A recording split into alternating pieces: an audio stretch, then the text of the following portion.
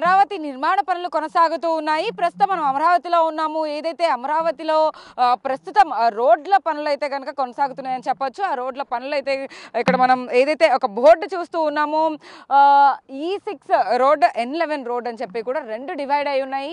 ఆ రెండు పనులు కూడా అంటే ఆ రోడ్లకు సంబంధించి కూడా ఇప్పటికే రాష్ట్ర ప్రభుత్వం ఎంతో ప్రతిష్టాత్మకంగా తీసుకుందని చెప్పొచ్చు.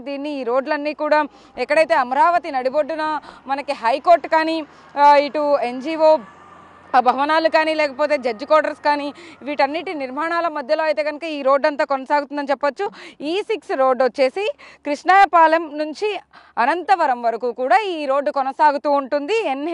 N11 రోడ్డు అయితే కనుక మనకి లింగాయపాలెం టు ఐనవోలు వరకు కూడా ఈ రోడ్డు అయితే కొనసాగుతుంది. ఈ రోడ్డు మార్గం మొత్తం కూడా కృష్ణాయపాలెం నుంచి కూడా అనంతవరం వెళ్లే వరకు కూడా ఈ రోడ్డు కన్స్ట్రక్షన్ అనేది అయితే కనుక దాదాపు 2 సంవత్సరాల్లో అయితే కనుక పూర్తి చేసేందుకు రాష్ట్ర ప్రభుత్వం నిర్ణయం తీసుకుందని మనకు సమాచారంతో అయితే దీనికి సంబంధించి కూడా ఈ చుట్టుపక్కల పరిసర ప్రాంతాల్లో ఏవైతే మనకి యూనివర్సిటీ కాలేజీలు కానీ NID కాలేజీని కూడా మనం చూడొచ్చు. అయితే ఇటువైపు NGO భవనాలు అంటే NGO క్వార్టర్స్ కూడా ఇక్కడ నిర్మాణ పనులు ఎప్పుడో నుంచి కొనసాగుతూ ఉన్నాయి. కాబట్టి అంటే గత ప్రభుత్వంలో ఈ పనులన్నింటినీ కూడా పెండింగ్లో పెట్టిన నేపథ్యంలో అయితే కనుక కూటమి ప్రభుత్వం అధికారంలోకి వచ్చిన తర్వాత ఏడాది పూర్తవుతున్న నేపథ్యంలో ప్రతి ఒక్క పనిని కూడా పూర్తి చేసే దిశగా అయితే కనుక రాష్ట్ర ప్రభుత్వం నిర్ణయం తీసుకుంది. ఇదే నేపథ్యంలో అయితే కనుక అమరావతిలో ప్రతి ఒక్క ఏదైతే హైకోర్టు సమీపంలో ఉన్నటువంటి ఈ జడ్జి క్వార్టర్స్ కావచ్చు లేకపోతే NGO క్వార్టర్స్కి సమీపంలో ఉన్నటువంటి రోడ్డు మార్గం కావచ్చు, ఇప్పుడు ఏదైతే నేను చెప్పానో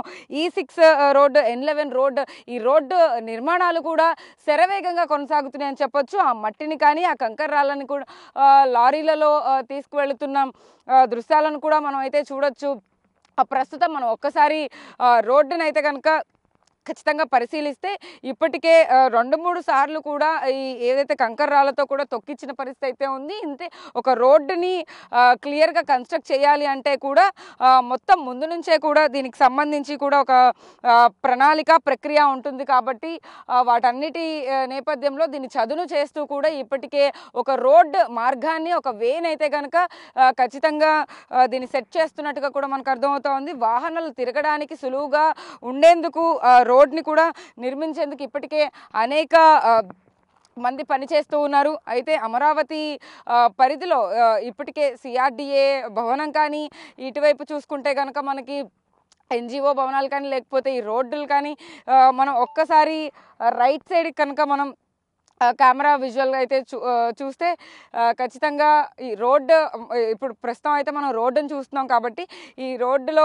కన్స్ట్రక్షన్ అంతా జరుగుతుంది. కాబట్టి అంటే రోడ్డు వేసేందుకు అయితే ఇప్పటికే పనులు కొనసాగుతున్నాయి. కాబట్టి ఒక్కసారి రైట్ సైడ్కి అయితే కెమెరా తిప్పి చూపిస్తాను నేను మీకు.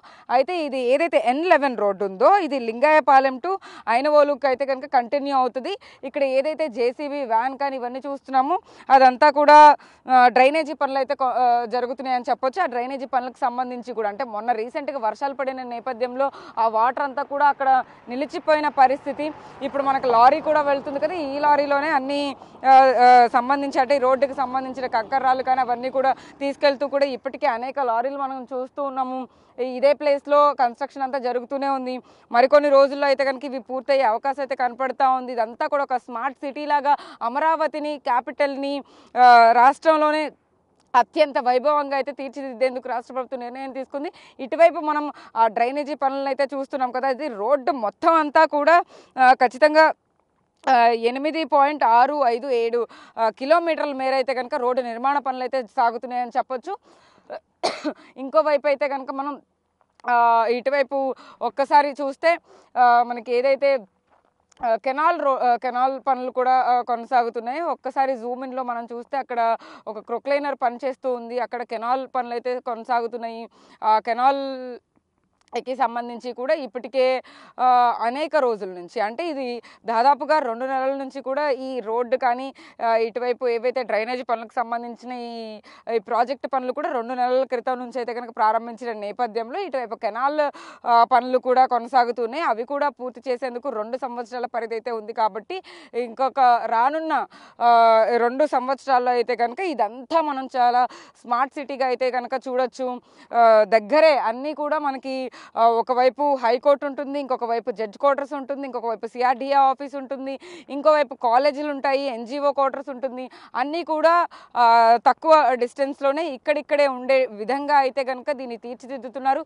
అయితే ఇక్కడ నుంచి జనాలు వెళ్లేందుకు కూడా ఇటు కృష్ణాయపాలెం టు అనంతవరం అంటే ఇటువైపు నుంచి బస్సులు కూడా తిరిగే మార్గం కూడా ఉంటుంది. కాబట్టి ఖచ్చితంగా ఈ వేనైతే కనుక E6గా పరిగణించబడుతుంది. అంటే N11 కూడా లింగయ్యపాలెం నుంచి అయినవోలు వరకు వెళ్తుంది. కాబట్టి ఈ రోడ్డు మార్గం మొత్తానికి కూడా ఖచ్చితంగా దానికి సంబంధించిన అటువంటి రూట్ మ్యాప్ని అయితే కనుక సిద్ధం చేస్తుంది రాష్ట్ర ప్రభుత్వం.